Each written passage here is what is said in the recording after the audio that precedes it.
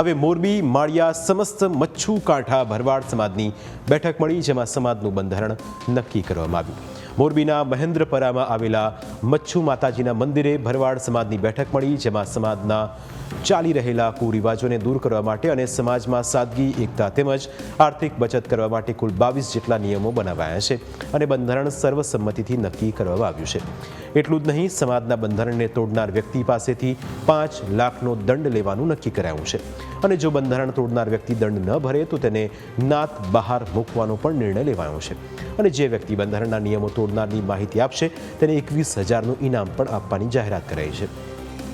સમાજના બંધારણ પ્રમાણે દીકરા દીકરીનો અભ્યાસ પૂર્ણ થયા પછી જ સગપણનો આગ્રહ રાખવો તેવું નક્કી કરાયું છે।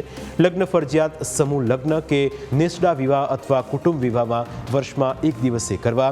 કન્યા પક્ષ પાસેથી વધુમાં વધુ 6 તોલા સોનું લઈ શકાશે અને જો સામસામે સગપણ હોય તો બંને પક્ષે નક્કી કરીને જ વ્યવહાર કરવાનો રહેશે। દીકરી કે વહુનું આણું પાથરવાની પ્રથા બંધ કરવામાં આવી છે।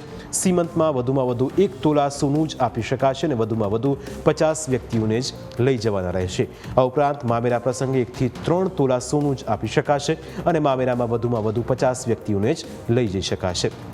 તેમજ પ્રી વેડિંગ, હલ્દી રસમ, મહેંદી રસમ, રિસેપ્શન, પગલાં પાડવા જેવા સોશિયલ મીડિયા આકર્ષિત પ્રસંગોથી દૂર રહેવાનો નિયમ નક્કી કરાયો છે।